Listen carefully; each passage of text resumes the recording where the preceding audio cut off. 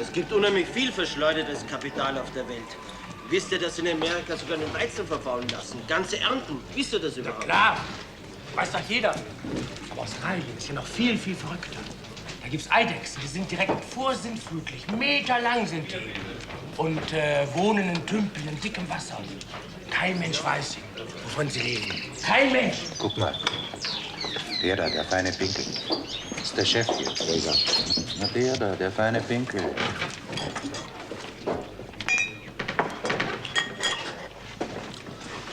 Bums heißt der. Komischer Name, ne? Oh. Und der da? Der bei ihm steht und flüstert? Das ist der Reinhold. Arbeitet irgendwie enge mit ihm zusammen. Aber was wirklich genau ist, weiß niemand. Weg.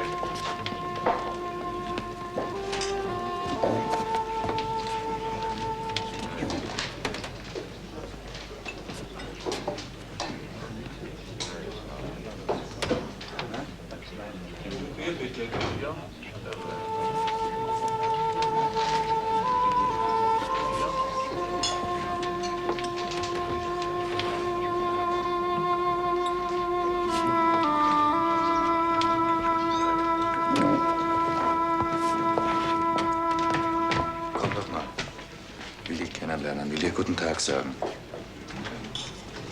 Meinetwegen.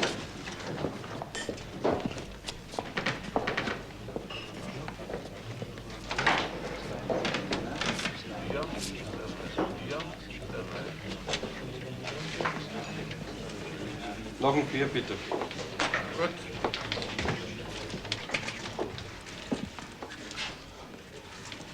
Hat mir viel von Ihnen erzählt, unser Freund Mac hier. Ach so? Hat er das? Ja, immer wieder hat er angefangen von seinem alten Freund Bieberkopf. Sagen Sie, was für Geschäfte machen Sie eigentlich? Och, ich werde wohl wieder mit Zeitungen anfangen. Naja, ist ja nichts gegen zu sagen, Zeitungen. Aber vielleicht können wir beide auch gelegentlich ein Geschäft machen. Ich handle meistens mit Obst. Warum nicht? Das kommt halt auf den Verdienst an. Da haben Sie recht. Völlig recht haben Sie da. Auf den Verdienst kommt's an. So denke ich auch.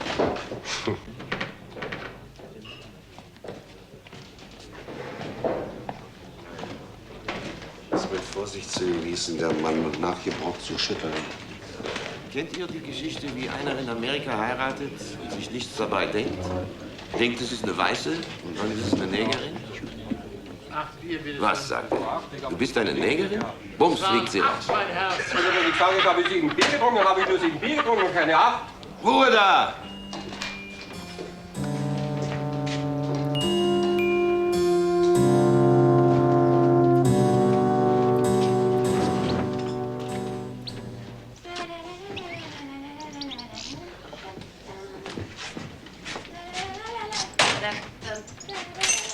Na also.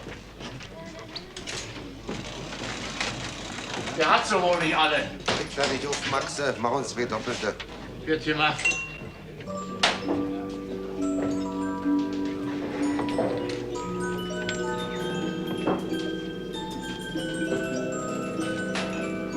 Bitte sehr. Los, weg.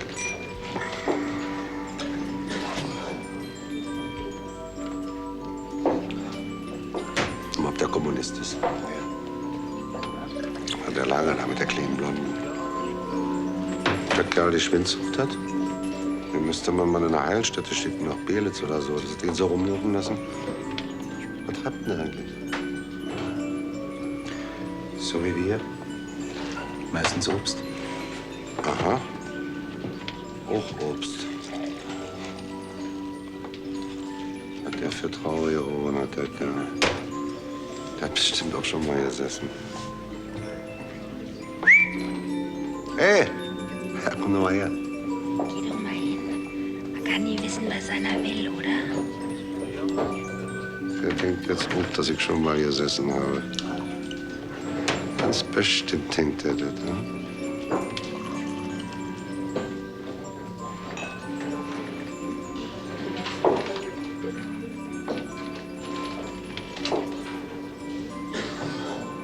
Ja? Ich hab eben gewettet, dass du schon mal gesessen hast. Und außerdem habe ich noch gewettet, dass du gedacht hast, wie du mal eben gesehen hast, dass ich auch schon mal gesessen habe. Und das stimmt, mein Junge. 4 Jahre Tegel. Und jetzt wär's das. Und was? Hm?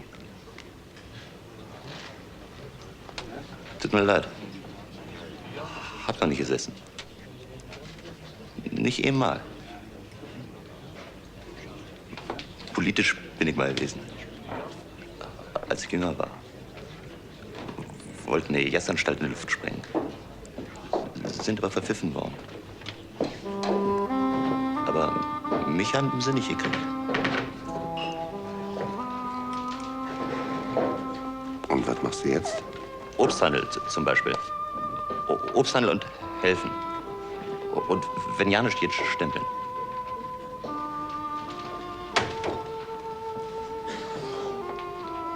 Sonst noch? Nee, das war's. Danke. Komisch. Die meisten Leute handeln ja merkwürdigerweise alle mit Obst.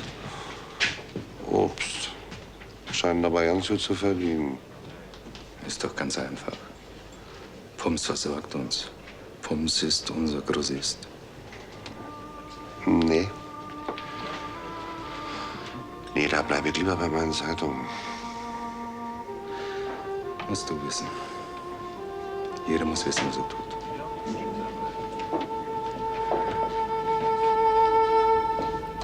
Mein Gott, der Biberkopf, na, das ist aber schön. Ich hab gehört, dass ich wieder in mein Zimmer, meine Werkstatt kann. Der Mick hat mir das erzählt. Ja, das stimmt. Stimmt ganz genau. Na, dann kommen Sie doch rein. Ne? Ja. Ist nicht verändert. Ich habe nicht angerührt. Das ist alles noch so, wie Sie es verlassen haben. Ja. Nur das Fräulein Nina, die hat ihre Sachen geholt. Aber sonst ist alles noch, wie es immer gewesen ist. Ja, auf alle Fälle vielen Dank. Ach, Unsinn. Gibt's doch nichts zu danken. Na, vielleicht auch nicht. Mein Gott. 3 Stunden habe ich gewartet. Seit 3 Stunden habe ich jede Sekunde gedacht, du kommst. So, 3 Stunden schon. Das tut mir aber leid. Ach, und sie muss dir doch nicht leid tun. Hast ja nicht wissen können, dass ich hier warte auf dich. Ich dumme Kuh. Das musst du nicht sagen. Du bist keine dumme Kuh. Du dass du jedes Mal die Miete bezahlst. Verstehst du, das ist nicht nötig.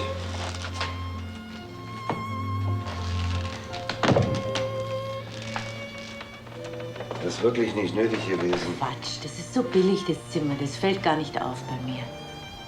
Und dann, ich bin so glücklich gewesen hier in dem Zimmer mit dir. Schon.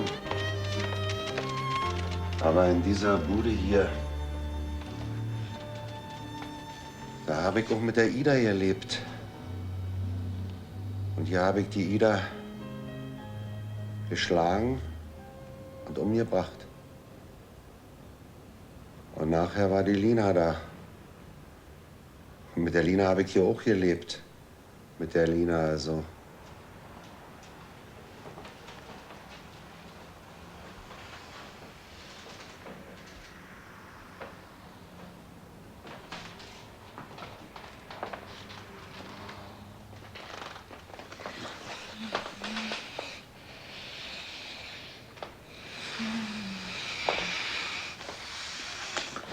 Franz, komm, lass es uns noch mal machen hier. Einmal noch, komm. Nee. Bitte.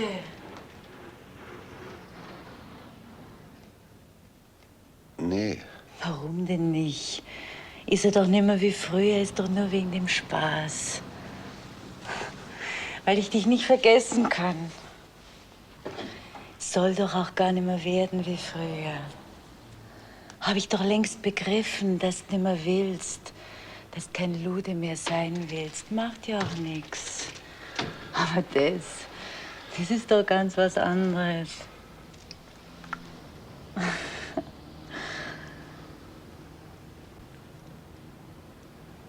Na gut.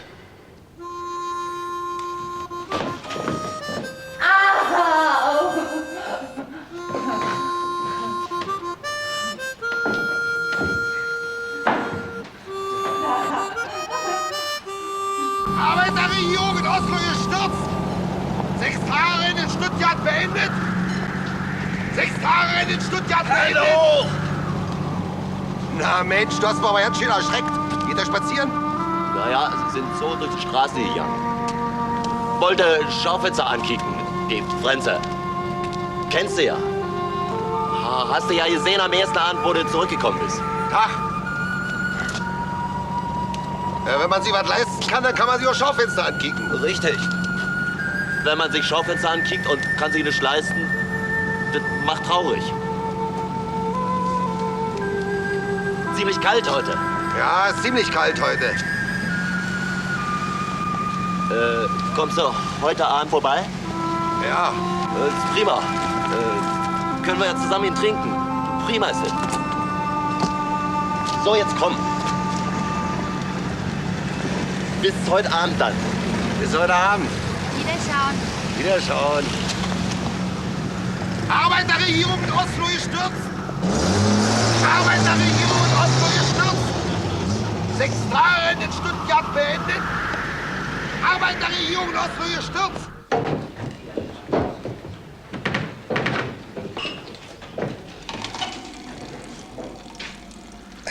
Ach, du bist das. Hast du mal einen Moment Zeit? Nee. Da musst du doch einen Moment warten. Ich hab so einen Druck auf der Blase und wenn ich pinkle, dann nimmt das kein Ende. Lass mal. Ich hab Zeit. Diese Weiber. Diese idiotischen, verrückten Weiber. Immer nur Scheiße. Immer der ewige selbe Dreck, Mist mit die Weiber. Oh Mann, oh Mann. Du nimmst ja die Weiber wirklich ernst. Das hat er ja nicht gedacht von dir, doch. Was heißt ernst? Du kennst doch die Frenze.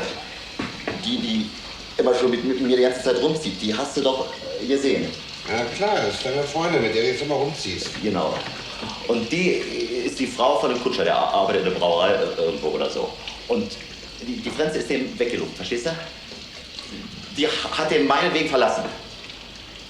Also bitte, was willst du denn noch mehr? Was soll denn die Frau mehr tun, als dass du einen anderen verlässt, deinetwegen? Mein Gott, das ist es doch gerade. Ich will sie nicht mehr. Ich will sie einfach nicht mehr. Ich kann sie nicht mehr sehen. Na, lass sie doch laufen, Mensch. Das ist doch gerade, was so schwer ist. Die Weiber verstehen es nicht, aber man kann schriftlich gehen. Hast du dir denn schon aufgeschrieben, ja? Naja, gesagt 100 Mal. Aber sie sagt, sie versteht es nicht. Ich muss verrückt sein, so weit versteht sie nicht. Dann muss ich sie also, ich weiß nicht, bis ich krepiere oder was behalten. Ja, Vielleicht, ja. Siehst du?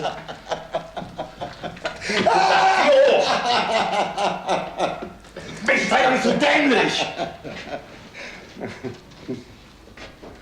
Ja, also wirklich, das geht mir nicht ein. Jetzt bist du so ein Kesser Junge und willst mit Dynamit ins Jasswerk. Und bei so einer Sache, da setzt du hin und singst einen Trauermarsch? Also wirklich, das geht mir nicht ein.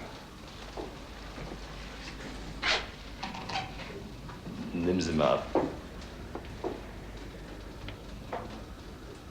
Und was soll ich mit der machen?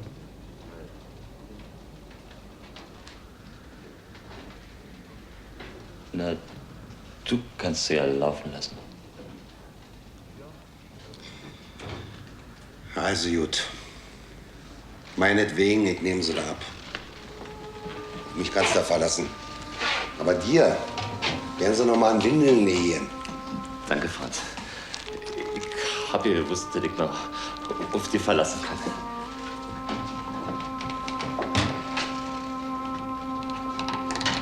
Natürlich musst du erst ausprobieren. Aber ich glaube, die schmeckt dir. Die ist so ganz in Ordnung. Also morgen Mittag, da schicke ich sie zu dir und gebe dir irgendwas, was sie dir vorbeibringen soll. Und da vernascht sie sie. Das wirst du schon schaffen. Ist kein Problem bei dir, leider. Das schaffst du schon. Und dann will sie wieder nach Hause. Ich bin nicht da, Schlüssel hat sie keinen mehr. Und dann geht sie mal suchen. Und findet man da nicht, und findet man da nicht, und findet man da nicht. Und außerdem hat sie ein schlechtes Gewissen. Und was macht sie? Sie geht wieder zurück zu dir und ich bitte sie los. So einfach ist das. Mal ob alle Wechselleute auf dem Posten sind, ob die Bahnrichter zur Stelle sind. Die erwacht durch im Publikum. Herein! An. Die Dame ist wieder da, Herr Bieberkopf. Die von heute Mittag. Sie sagt, sie muss noch mal mit Ihnen reden. Ganz aufgeregt ist sie. Sie sagt, sie muss noch mal rein zu Ihnen. Soll ich? Ja, lassen Sie doch rein, Frau Bass. Das ist bestimmt die Frenze. Ist das nicht lustig? Die heißt Frenze und ich heiße Franz. Die wird Ihnen bestimmt gefallen. Dann lassen Sie doch rein. Wie Sie wünschen, Herr Bieberkopf. Kommen Sie rein, Fräulein. Der Bieberkopf empfängt Sie. Franzose auf dritter Bahn. Der Japaner steht mit stoischer Ruhe, zuckt mit den Schultern noch einmal. Ein zu gutes Herz, der Mann. Hab ich immer schon gesagt. Noch einmal die letzte Ruhe zu holen. Miller hebt Franz. kommandiert. Franz, was heulst du denn? Was ist denn los? Ist was passiert? Hin und her geht das Meer der Köpfe. Frau Bast. Noch einmal wird geklatscht nach einem Sprung. Von Oda, dem japanischen Weltmeister. Ich bin hier von hier. Letzte. Da gehe ich heim und merke, dass ich keinen Schlüssel habe und klingel. Und wenn ich aufmache, das ist der Reinhold. Da denke ich, dass er beim Saufen ist. Natürlich ist er beim Saufen, denke ich. Da gehe ich in alle Kneipen, wo er sein könnte. In jede Kneipe, wo ich jemals gewesen bin mit ihm. Dabei trinkt er eigentlich nie, nur ganz selten. Und wenn er trinkt, dann trinkt er gleich richtig. Und ich weiß genau, dass ich ihn irgendwo finde, bis ich dann merke, dass ich ihn doch nicht finde. Dann gehe ich wieder nach Hause und klingel wieder und klingel und macht niemand auf. Und steht der Koffer vor der Tür. Und dann denke ich, gehe ich wieder zu dir. Hör doch auf zu flennen, Frenze. Geht mal ans Herz, wenn Ihnen so flennt. Frenze, bitte. Du hast ihm das doch nicht etwa erzählt? Von heute Mittag, oder? Mein Gott, Frenze, dass du mir so was zutraust. Du solltest da wirklich was schämen. Also erstens habe ich den Reinhold ja nicht gesehen und zweitens würde ich so was niemals tun, dass ich jemandem so was stecke. Von wem? Nie. Das ist wahr, Franz. Da muss ich mich schämen für. Das würdest du nie tun. Verzeih mir bitte. Die Weltmeisterschaft der Studenten in der Schon 4x100 Meter Staffel. Danke. Sieger Deutschland. Aber was mache ich denn jetzt? Was um Gottes Willen soll ich denn jetzt tun? Was du tun sollst, Frenze. Das Vernünftigste.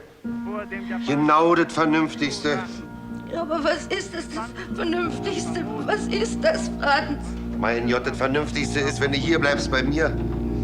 Willst du denn da draußen rumlaufen in der Nacht? In der Kälte holst du doch einen Tod und überhaupt.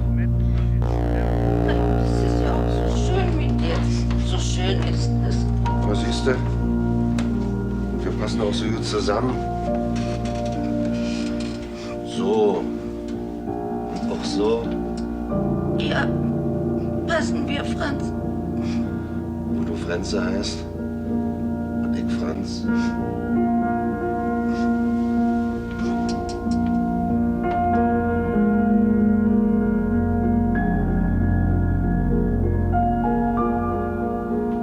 Lass ich dir mal erzählen, sollst du mal hören.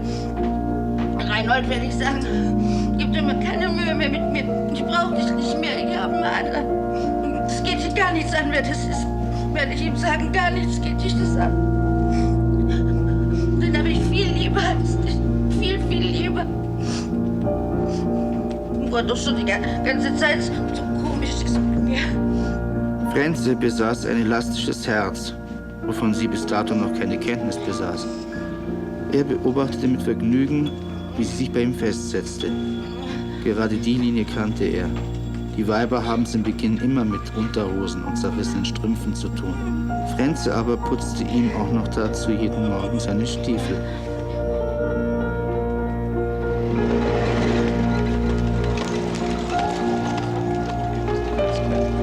Dankeschön. Das ist der Franz, mein bester Freund. Von dem ich dir schon so viele erzählt. Na, wieder mal Schaufenster ankicken, ha? Ach, eigentlich heute nicht gerade. Wir sind nur so spazieren gegangen. Einfach so. Ach, Silly, kick doch mal Ihr Ausladen an. Das sind moderne Möbel. Interessierst du dich dafür? Ich habe keine Lust mehr heute, Möbel anzugucken, Reinhold. Silly, bitte. Warum denn, wo ich heute gerade keine Lust habe, Möbel anzugucken? Silly, kick dir jetzt bitte die Ausladen an.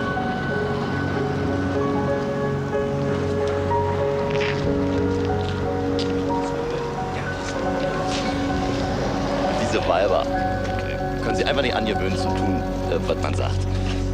Sonst will sie immer Schaufenster ankicken. Geht dann immer auf die Nerven mit den Schaufenster, die sie ankicken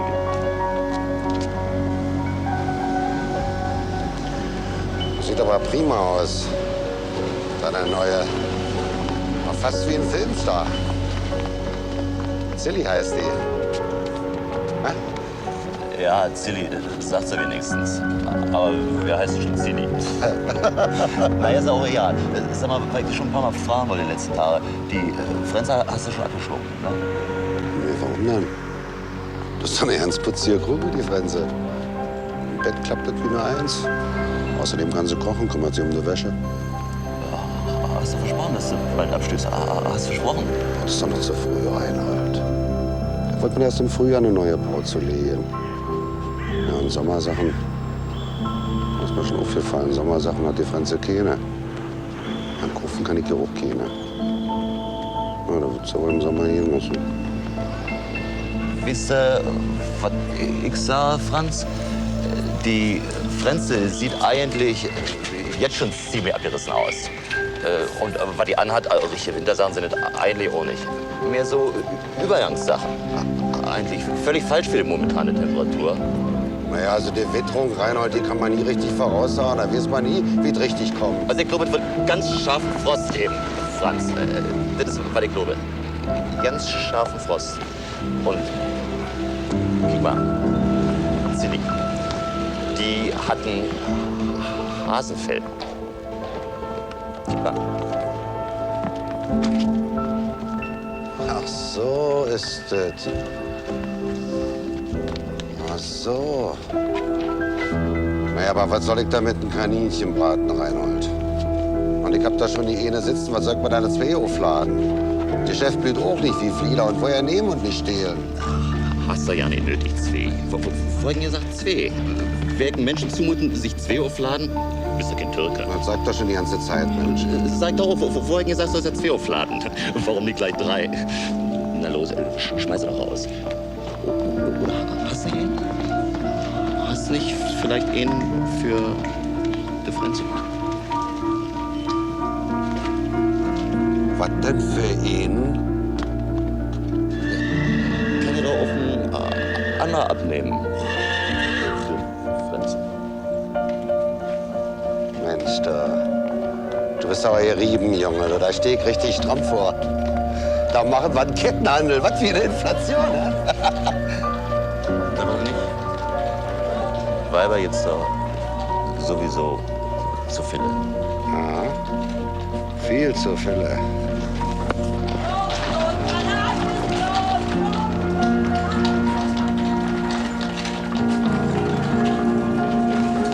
Komische Freunde hast du. Wirklich komische Freunde. Willst du nie wieder eine Frau haben? Was? Deswegen lässt du die Ware allein? Um mich zu fragen, ob ich eine Frau habe? Ich weiß nicht, Franz. Weißt du, die Leute ist jetzt... Warte mal.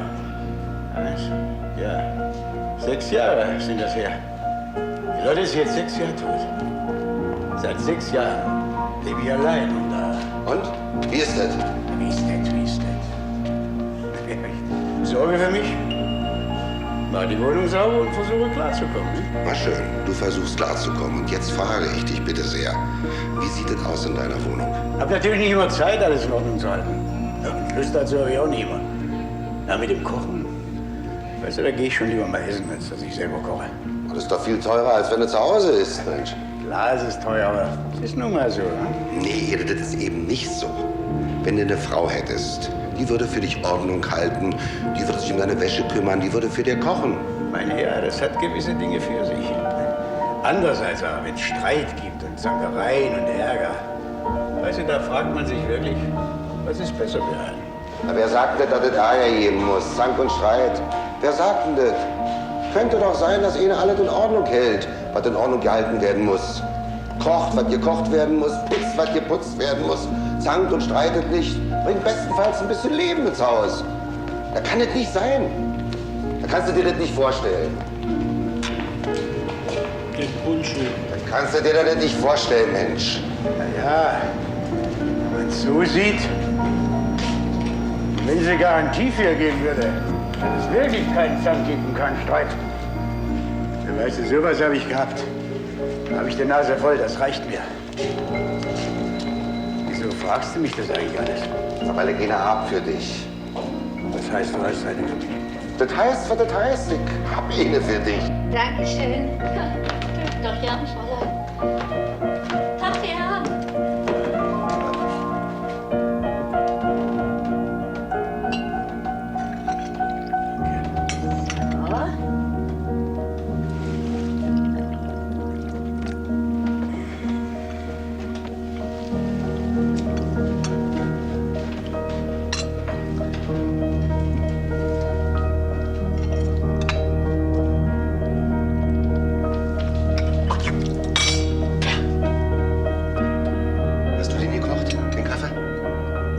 Natürlich habe ich den gekocht, den Kaffee.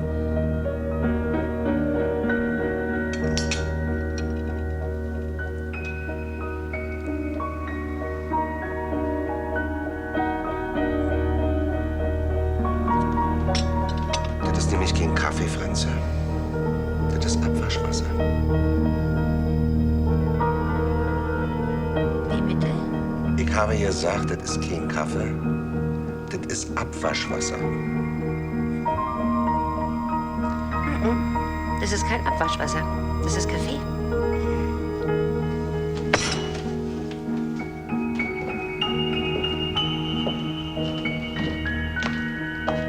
Wenn ich sage, das ist Abwaschwasser, Frenze, dann ist das Abwaschwasser und kein Kaffee. Verstanden?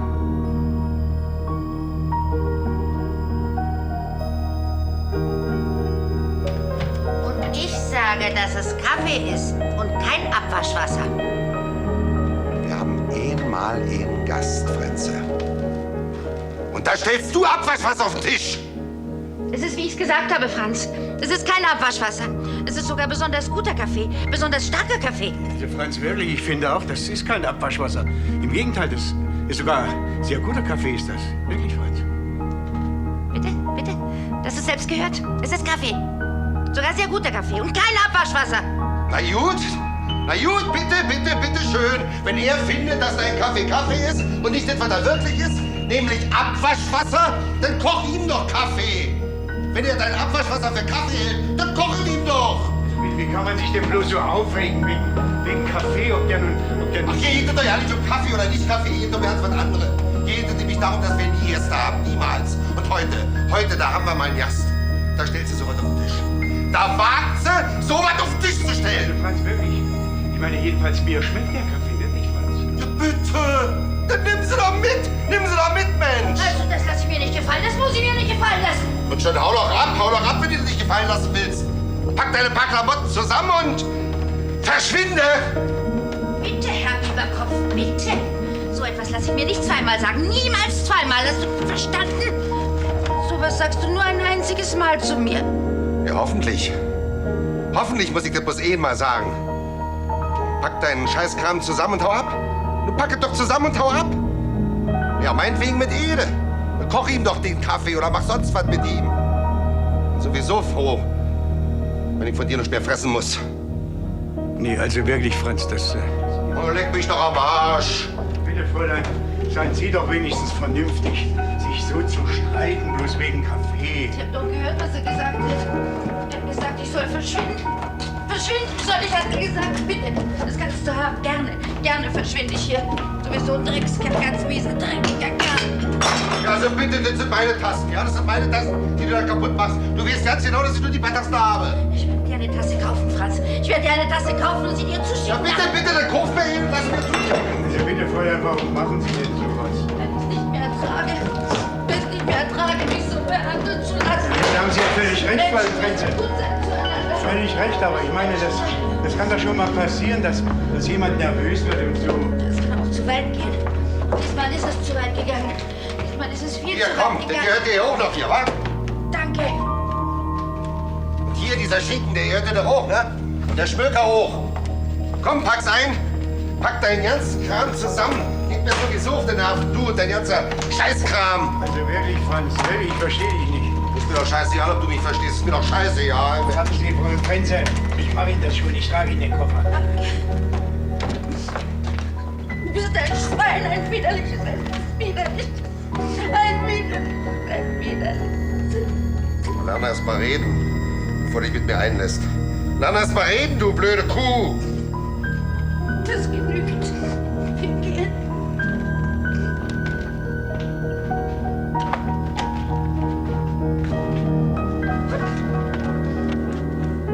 Dreckschwein.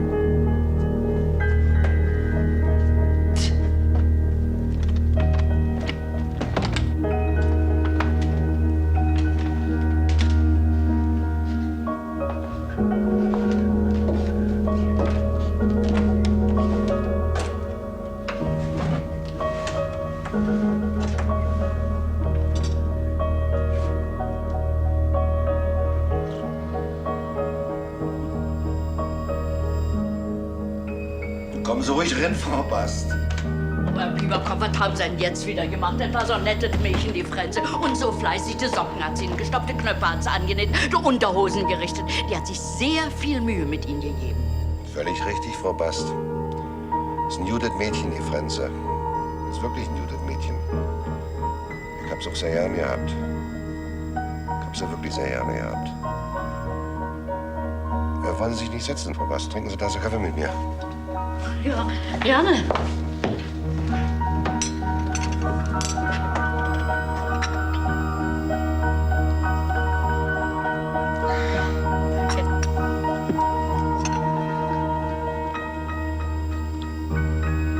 Schmeckt gut der Kaffee, wa? Ja, natürlich schmeckt der gut, der Kaffee. Den hab ich ja auch gemacht.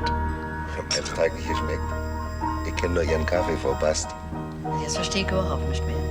Der ganze Streit, der ging noch um den Kaffee. Ich hab mir schon draußen gedacht, was will er denn eigentlich? Der Kaffee ist genau so, wie er ihn seit Jahren mag. Ja, da muss es doch irgendwas geben. Ja. So will ich das auch sehen. Da muss es doch irgendwas gegeben haben. Sie war sehr, sehr nett. Ein wirklich nettes Mädchen. Und sie war wirklich fleißig. Ich glaub, das hat geklingelt. Oh, das wird die Frenze sein. Sie ist zur Vernunft gekommen und kommt zurück. Und die Sache Sache klarzustellen. Das kann sein. Das kann aber auch nicht sein.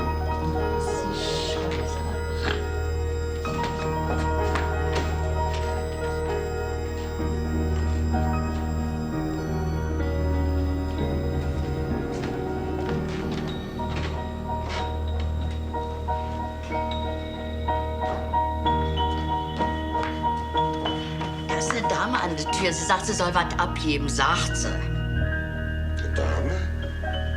Die soll was abgeben? Ja, eine Dame, die was abgeben soll. Ja, lassen Sie doch hin. Oder? Aber bitte sehr, Herr Bieberkopf. Kommen Sie rein, Fräulein.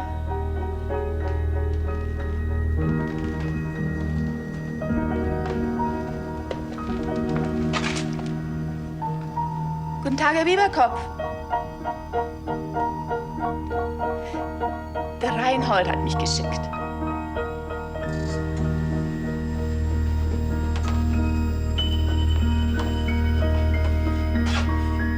Und Sie sollen was abgeben vom Reinhold. Ist aber schön. Ja, lass uns doch mal einen Moment alleine, Frau Bast. Na, nur ein kleines Momentchen. Natürlich, Herr Bieberkopf. Natürlich lasse ich Sie alleine.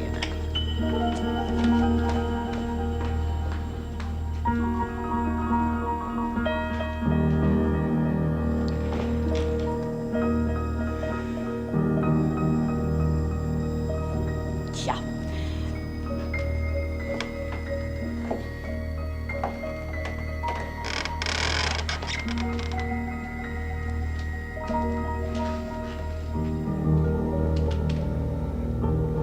Was ist denn, mein Kind? Hast du ein Wehchen? Fehlt dir was?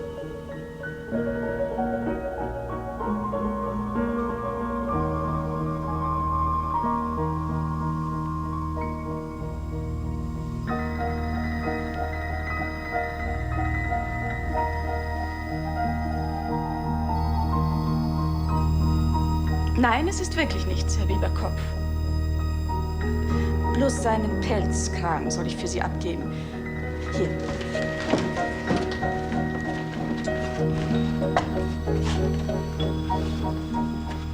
Eine schnieke Sache.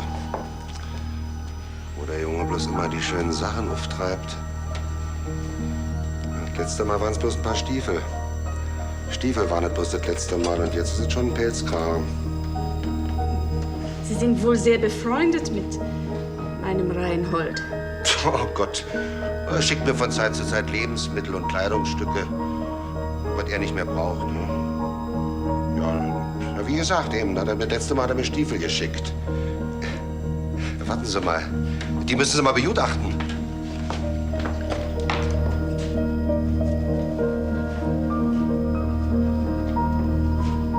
Hier, sehen Sie mal, Fräulein Silly, das sind die Dinger, die er mir geschickt hat. Na? Was sagen Sie dazu? Das sind doch die reinsten Galoschen, was? Da passen mindestens 3 Mann drin. 3 Mann, wenn ich ihn jetzt habe. Na, kommen Sie mal her, kommen Sie. Kommen Sie. Stecken wir mal ein Mädchen drin.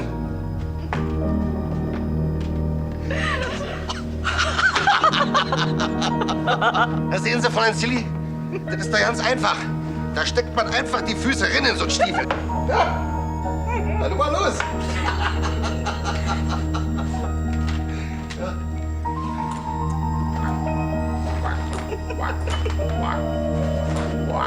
Nee, bleiben Sie mal so, das sieht so schön aus. Nicht umdrehen. Warte mal, rutsch doch mal, Stücke. Rutsch doch mal, ich bin da noch mit drin. Hab doch gesagt, da ist ein Platz. 4 3 drin, Mensch.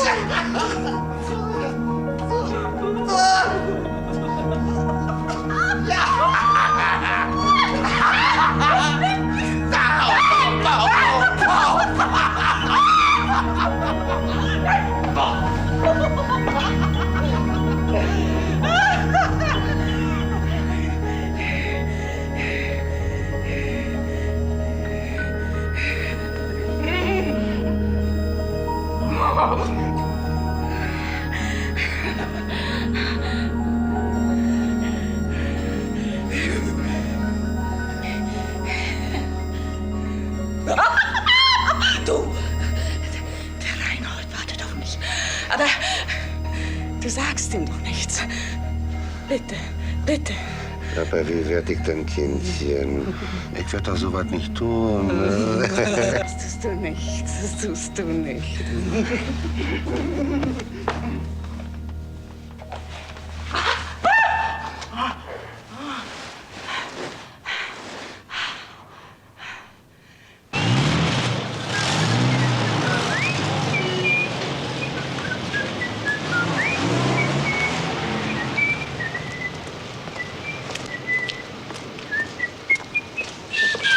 Es ist ein Schnitter, der heißt Tod, hat Gewalt vom großen Gott. Hallo? Wer ist denn das? Heute wetzt er das Messer, es schneit schon viel besser. Bald wird er drein schneiden, wir müssen es erleiden. Na, am Reinhold. Hab ja nicht erwartet, dass ich da treffe heute. Wie jetzt? Wie soll schon gehen?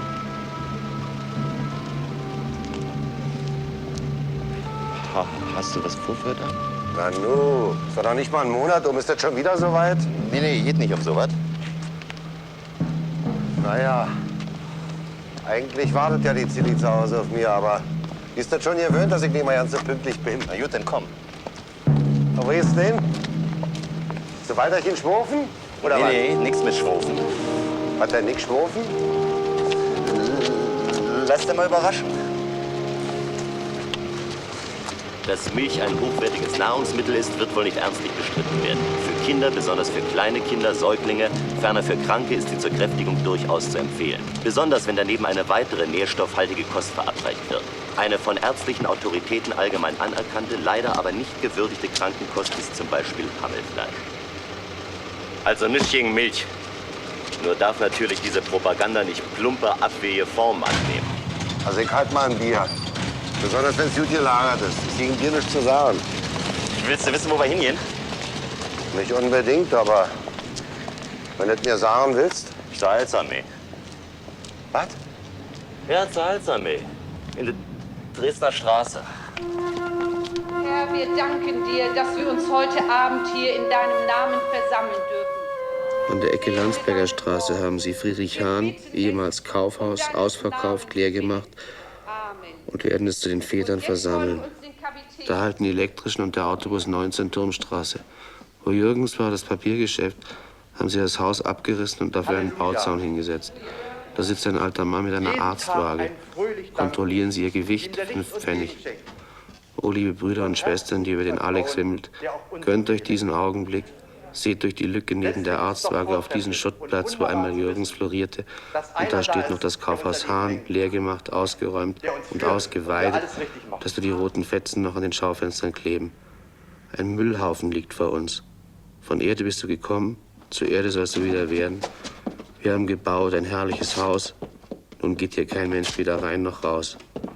So ist kaputt Rom, Babylon, Ninive, Hannibal, Cäsar, alles kaputt. Denkt daran. Was machen die jetzt? Die sind zur Sünderbank aufgerufen. Zur Sünderbank. Verstehst du? Erstens habe ich dazu zu bemerken, dass man diese Städte jetzt wieder ausgräbt. Und zweitens haben diese Städte ihren Zweck erfüllt. Und man kann nun wieder neue Städte bauen. Du jammerst doch nicht über deine alten Hosen, wenn sie morsch und kaputt sind. Du kaufst dir neue. Davon lebt die Welt.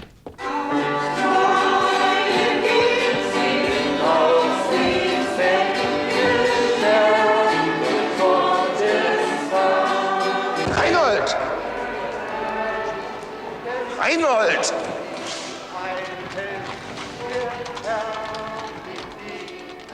Mensch, Mann. Was ist denn los? Was rennst du da so einfach raus?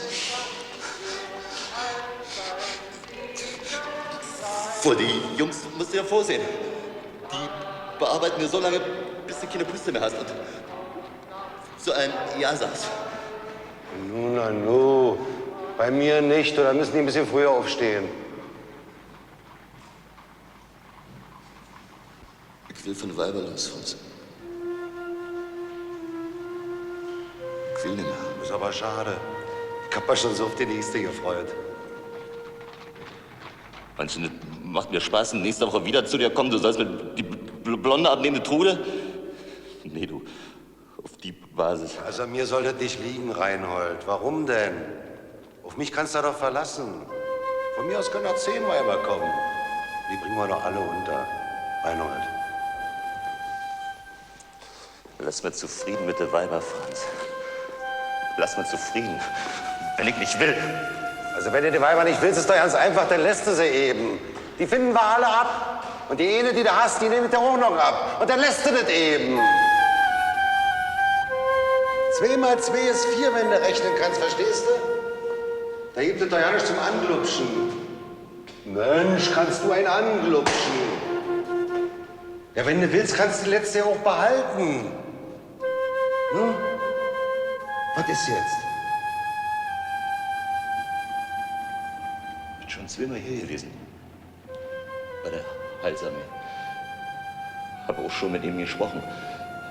Dem sage ich ja, halt bei der Stange und nachher kippe ich um. Und? Was ist? Weißt du, dass mir die Weiber so rasch über werden? Du siehst das ja, Mensch. Nach 4 Wochen ist aus, weiß auch nicht warum. Magst du nicht mehr. Und vorher bin ich verrückt nach einer. Das sollst du mal sehen. Total verrückt. Zum Einspannen in die Gummizelle so verrückt. Und nachher?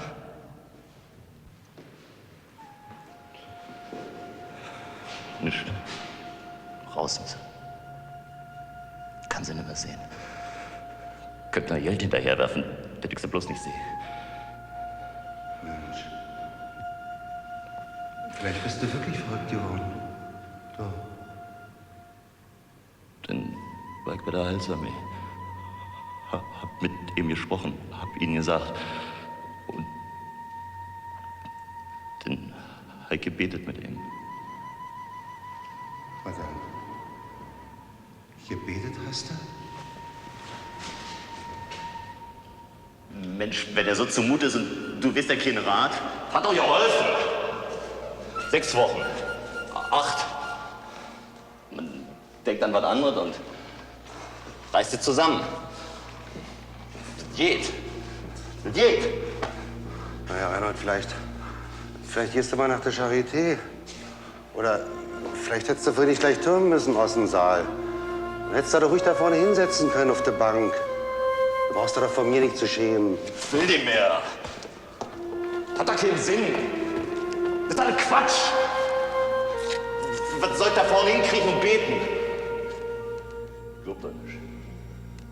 Naja, das kann ich verstehen. Wenn du nicht glaubst, dann hilft das auch nicht.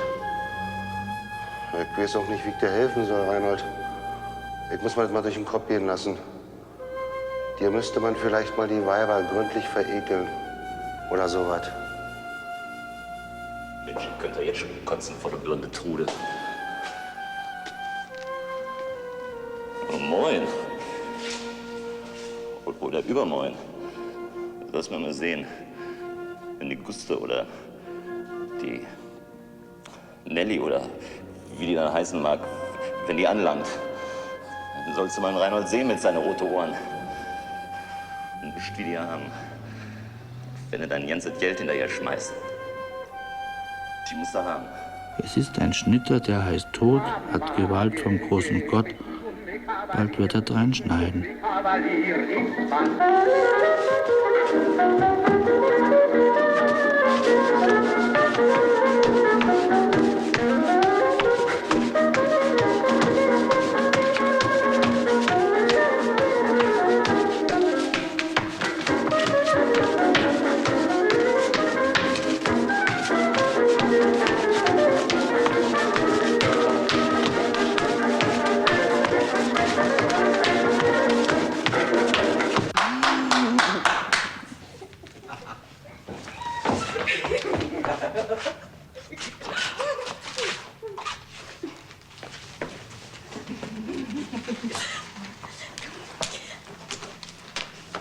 Rat mal, wen das ich getroffen habe.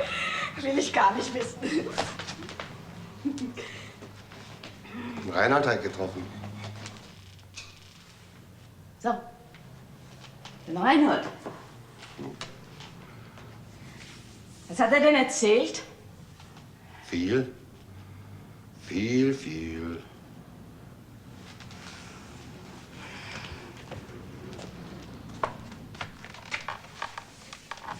So. Und du lässt dir alles erzählen von dem. Und glaubst es auch noch, was? Nicht doch, Zittichen. Dann kann ich ja gehen. Gleich gehe ich. Erst warte ich 3 geschlagene Stunden auf dich. Und dann wirst du Quatsch machen und dir was erzählen. Menschenskind, du sollst mir doch bloß was erzählen. Was ist denn los? Mir verstehe ich gar nichts mehr. Das ist doch ganz einfach. Du sollst mir doch bloß was vom Reinhold erzählen.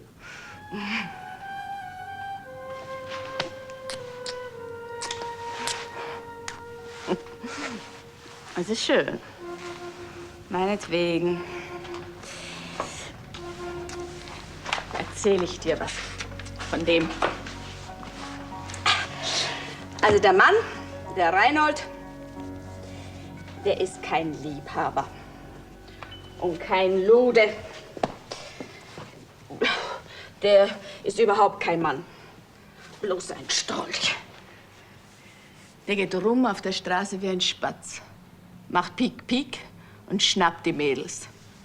Von dem könnten dir Dutzende ein Lied singen. Du denkst doch nicht, ich bin seine Erste gewesen. Oder die 8.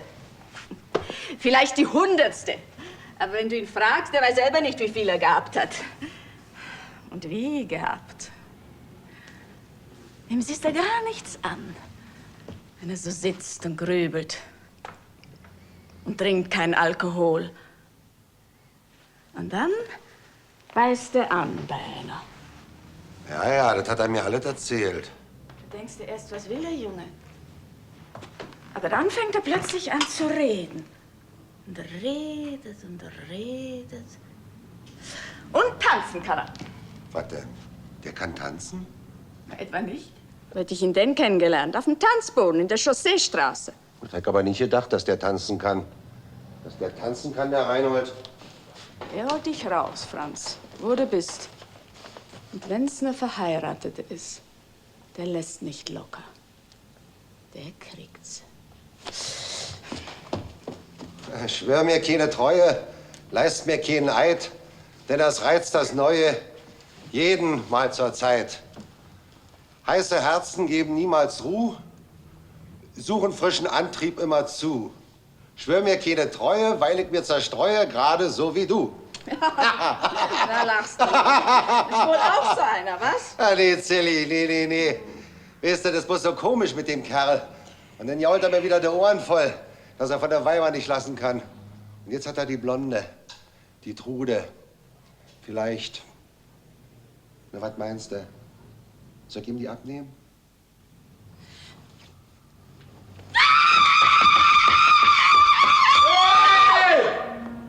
Was schreist du denn so?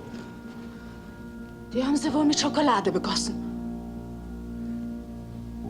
Was ist los mit der Trude?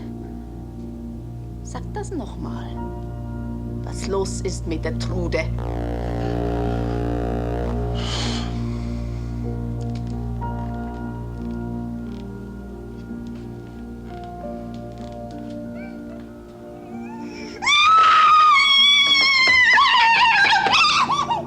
Ich hab dir doch schon mal gesagt, dass du nicht so schreien sollst.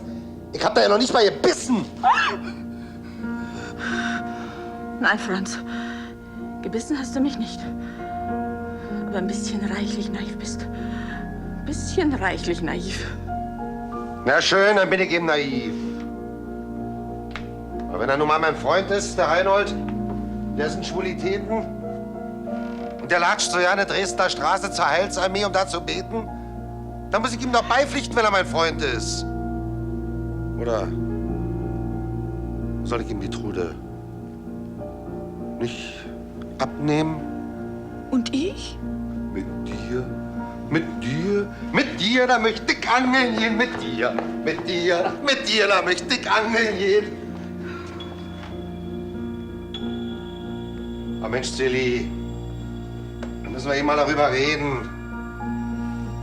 Wir können ja auch mal begießen, wie wir es machen wollen. Sieh mal, die Stiefel, die Galoschen, ja, die waren doch auch von ihm. Naja, du hast mir den Pelzkragen gebracht damals. Und die davor, die hat mir die Stiefel gebracht, die Galoschen. So ist die Sache. Ja, der Mann, der ist so, aber das ist mein Freund und ich wollte ihm helfen. Ich will dir doch nicht vormachen.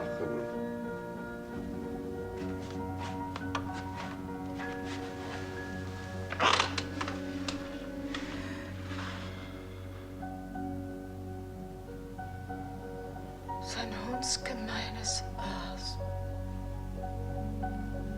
Sein hundsgemeiner Kerl bist du. Also weißt du, wenn der Reinhold schon ein Lump ist, da bist du ja schlimmer. Schlimmer als das schlimmste Lot. Nee, Sally. Nee, das bin ich nicht.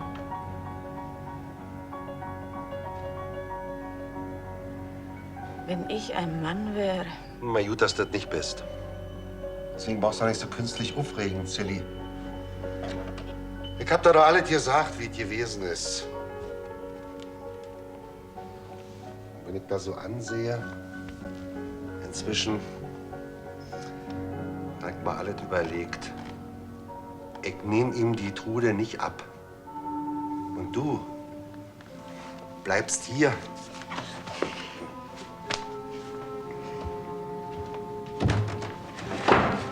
Ich mach da nicht mehr mit. Der ruiniert doch die Menschen. Ich mach da einfach nicht mehr mit. Da muss was passieren. Weißt du was? Morgen früh, wenn der Reinhold aus dem Haus ist, da gehen wir zur Trude. Dann reden wir mit der. Dann reden wir mit der. Und ich werde der beistehen. Und die kann sich auf mich verlassen, du.